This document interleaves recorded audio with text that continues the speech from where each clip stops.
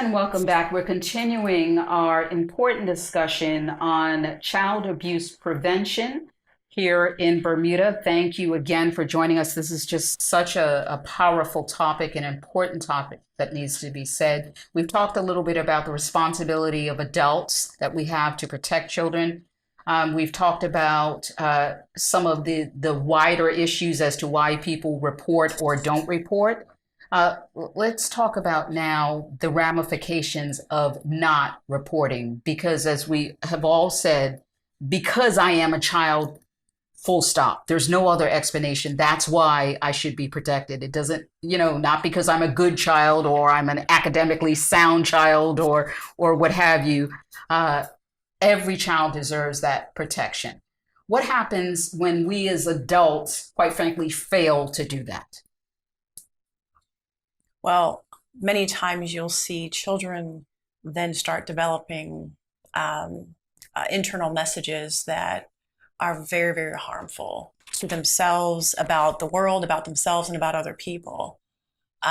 So the whole concept of trusting then goes thrown out the window, because if they've reported and nothing was done, then they have nothing but to internalize the message that they've done something wrong. And then as a result, you start seeing a lot of the domino effect of mental health issues, anywhere from depression, anxiety, to more significant eating disorders, sexually acting out, promiscuity, and sometimes suicidal ideation. It can go it changes the chemicals in the brain as well. The ramifications of trauma on the brain impact memory, it impacts emotional regulation, it impacts the ability to focus, which can be some red flags to look for in children. Yeah. It can impact them not feeling good enough. Why didn't this grown up stand up for me? Why didn't they do something? Making think that it's okay for adults to harm children. Then they may not have, respect for authority, because they've been betrayed. They've been betrayed by everybody in their life. So they don't really care about anything or anyone because people let them down. And who can I trust? And who will stand up for me? And who cares about me? No one. That can take, its own path with that type of belief system, because the adults in their life didn't do the right thing. And it's like double trauma, really. You're traumatized by the abuse. And then to have someone not listen to you after you've had the courage and the bravery to speak out about it, to then not be listened to, is just another trauma on top of what they've gone through, which just exacerbates everything that's already been said. We've mentioned a number of the helping agencies that are available for families who are struggling with this issue. As with a lot of things in Bermuda, the cost of living is just, out of this world. Is that a factor as to why sometimes parents don't report if they think, okay, I'm going to need therapy. I'm uninsured. A lot of people are uninsured or underinsured, and they think they can't afford that. Should that be a consideration when parents are dealing with the issue of child abuse? Not at all. And I'm happy to speak to sort of just the reporting piece. And Susan, my colleague at Family Center here, can talk about the support piece, because there are really two things here. The first thing to do is to actually report the abuse. That's really important, and that costs nothing. So the Department of Child and Family Services is Bermuda's child protection agency, and they really are the first line of who to report to. So that, as I said, costs nothing, and they are a government agency. In terms of the support that is available, at Family Center, we do provide counseling services. And the counseling services we provide, they're actually free of service, free for families. And I know that there's other agencies that they do take insurance, and for those that are unable to, to be insured, there are places that also, does provide some sort of subsidized way of supporting families that may need it, so that way people have options. Yeah. Yeah. So the bottom line is that factor of what it could potentially cost, particularly in therapy and dealing with this family issue, that it should not be a consideration, to know that there is support. out Yeah, there? there's a variety of resources. So certainly they're each, from the private services, as Susan just said, which may require a copay as well as insurance as well. And then there's other services. You've got Mid-Atlantic Wellness Institute, which takes individuals from 4 all the way through adulthood. And that is at no cost, but they will take your insurance coverage if you do have insurance coverage, which is similar to Family Center. So just to add to what Susan has said, if you do have insurance, then we do take the insurance coverage portion. But if that runs out, if there's not enough, if you don't have it, it doesn't matter. Nothing ever comes out of your pocket to pay for a service at Family Center. And then just to be clear, we do provide counseling services to families with children between 4 to 18 years old.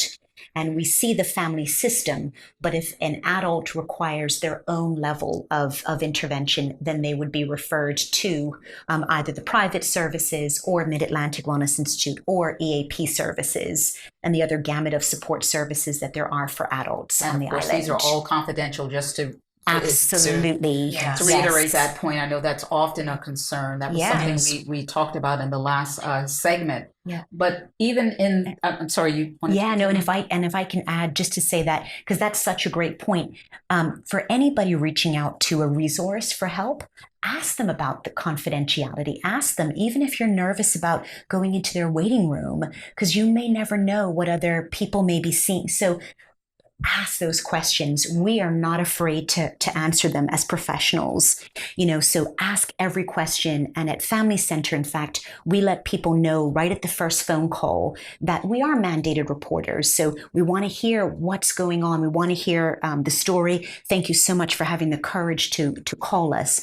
But we also want to let people know that we are mandated reporters because if information is shared about a child being harmed, or if the child wants to harm themselves, if any of that happens, we also have to report to the Department of Child and Family Services right away. So it's just important for Bermuda to know we're all mandated reporters, as Debbie said earlier, no matter who you are, we are all mandated reporters. And when you pick up that phone or you go and visit a resource, ask them all those questions about your privacy for sure, because it's your right to know. That's such an excellent point. And going back to adults who call to Child and Family Services, for example, there is sometimes a concern that the person that is the reporter, the family will find out who it is. Are you protected from that if there is a concern about that? Can you address that? Well, they'll tell you themselves when they receive a report, it is confidential. Child and Family Services will tell you that themselves, and I believe that. They have a duty, and they will keep that confidential. The problem is, it's just like if a school has to report or some other organization has to report. It's the family that try to figure out who must have told, who told, and they try to figure that out themselves. And they might come up with a whole bunch of reasons or persons that might do that. But we shouldn't be concerned about who reported. We should take pride in reporting because what we're doing is protecting children. Yeah. We shouldn't have to worry about that.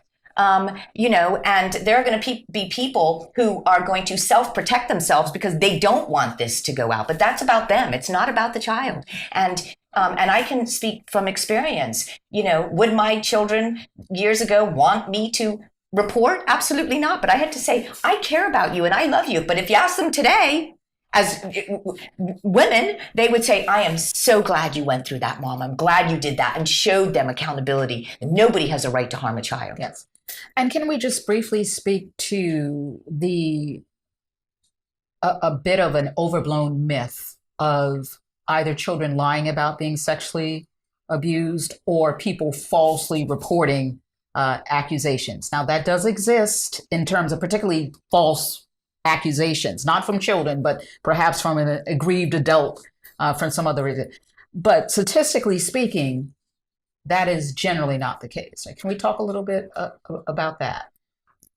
Well, I think the social workers are skilled to know the difference. Yeah. They are skilled social workers at the Department of Child and Family Services, and they know the signs and they know what questions to ask. And that's their job. They know how to determine that. And you're absolutely right. I'm sure that does happen. But that's why we have the professionals to decide whether a crime has occurred or not. It's not up to us to determine that. It's up to Child Protective Services Yeah. to determine that. Don't assume that you know if a child's lying or not. Right. Again, because when you report, you're not accusing, you are making a report, and it's up to the agency to investigate. You're not the investigator. Right.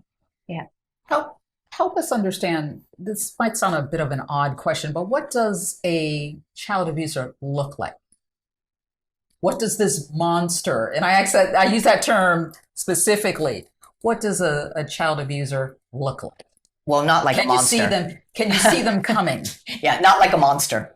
Let's put it that way. They don't look like a monster. Let's remember they don't want to get caught. So they're going to be the best at what they do. And they can be anyone. It can be a friend, a family member, a coworker, a neighbor, a babysitter. It can be anyone. A child sex offender can be anyone. So I just don't think it serves us well to try to come up with this picture, because it's not going to be the bad guy. It's not going to be that guy in the cartoon that looks scary, or the monster, or that, boogeyman in the closet. It's not, because they don't want to get caught. So they groom and manipulate everybody in that child's life to make them think they're the greatest. They'd never do that. That child told, nobody's going to believe that child, because I'm so nice and I'm so liked and I'm so respected. And I show, I'm so safe. So a sex offender can be anyone, a child sex offender, and they're going to look like anybody else. There's no blueprint. There's no blueprint. What do you want adults who are listening and watching this to know? If you can just say in a couple of sentences that any adult that is watching this, and they'll be watching it all over the world, because that's how Channel 82, we have worldwide viewership. What do you want them to know? What is their responsibility as we talk about Because I Am a Child during this month of April? Yeah. You're taking me back actually to the moment that Debbie called me. And I believe that we were still sort of in working from home mode back in 2022. And she called me and she said, I've got this thing that is just filling me up on the inside. And it's just this powerful message to adults about the fact that children need to be protected, and they need to be kept safe. They need to be taken care of. They need to be loved unconditionally, Sandy, simply because they're children. Children are not mini adults. They were not born to be able to take care of themselves. They were not born understanding boundaries. They were not born knowing how to call the police or DCFS for people that are harming them. And she said it with so much emotion that I was just immediately hooked. And I think we were on the phone for about an hour, just repeating this message about the fact that children are children. And that line is not synonymous with parenting is easy. That is not synonymous. We know that raising children can be very challenging, can be very overwhelming, especially when we carry our own pain from our past forward with us as well. However, even with that, we need to heal ourselves. We need to empower ourselves to be the best child protectors that we possibly can, simply because they are children. And if we heed that, then we are raising the next generation of adults to be so healthy, and we will have a healthier community and society if we do that properly now. Yeah. I would encourage parents to build a relationship with their young person and have conversations about just really basic things that they're interested in, because I believe that is a great foundation for as children grow and develop. And it allows, out of the relationship, the child to know that the parent is there for them. And I think that is an important thing for parents to know about their relationships with their children. No matter what. No matter what. No matter what. And that it's okay if we as a parent mess up. Yeah. We can say, I'm sorry. Yeah. I messed up. I shouldn't have said that. I'm really sorry. That's okay too, because we're not perfect as adults. But the one thing that we cannot do is use children for sexual pleasure. There's no excuse for that. or to act our anger out on them, or to, not take care of their basic needs in terms of neglect and other forms of abuse. Yeah. We need some help. It's not the child's responsibility to take care of the parent's emotional needs.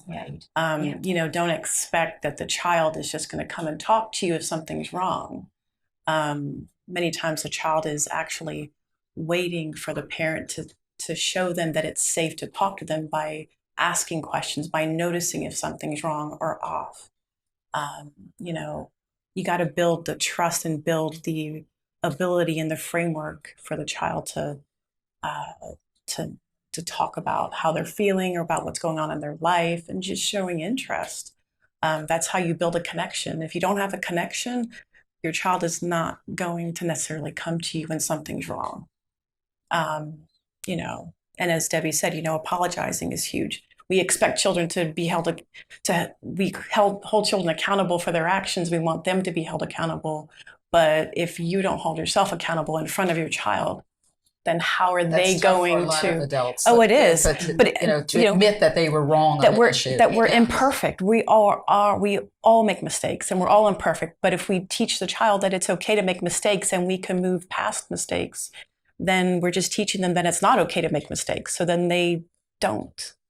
In this discussion over the years, we've talked a lot about the silence that surrounds this issue, and thank you again all for the work that you're doing in this area.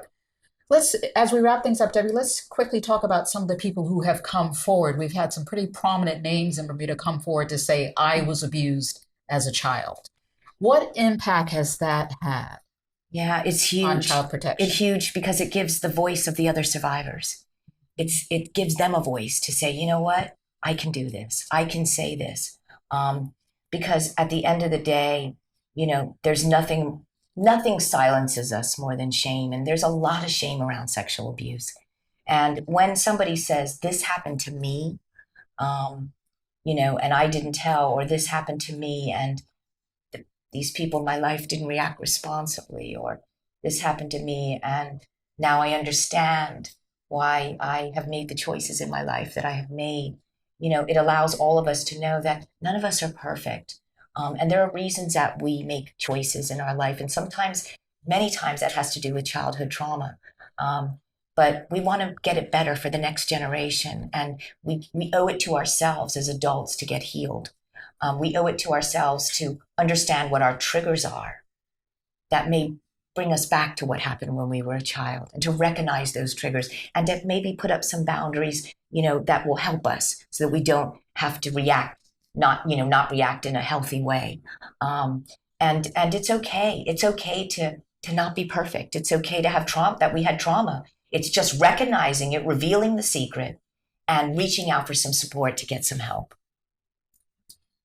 And I just wanted to say, it takes so much courage to come out and to share stories, and particularly for prominent individuals who do that in very public forums.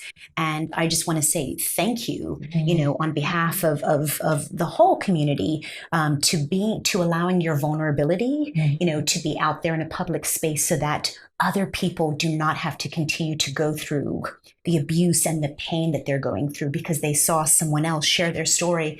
And often when you break the silence, you are then giving life to the story. And it can then take a different pathway, because when you stay in silence, you're usually locked in silence. It's like being within four walls and it's dark and nobody sees you or hears you, and you're just suffering continuously in that space. So thank you to everybody who has done that for the sake of the safety of others. Yes, very brave. Finally, for any adults who are watching this who may be aware of abuse or suspect that a child is being abused, what very briefly would you say to them as they listen to what you're saying today? Build that courage, make that call. It's not easy. But think about that little child. Think about other children. Because as I said, especially when it comes to sex offenders, they don't stop with one child.